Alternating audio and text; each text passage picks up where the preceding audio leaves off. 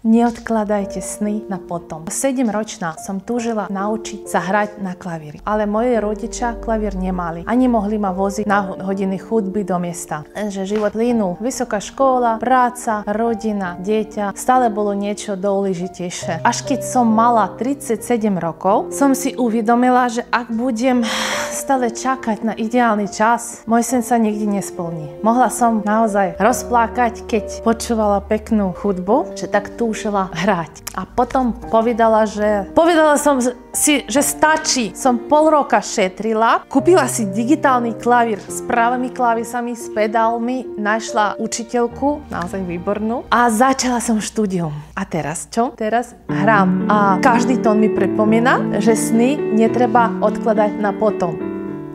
A čo vy? Už dlho túžite po krásnych fotografiách? Neodkladajte si. Napíšte mi správu. Splnite svoj sen.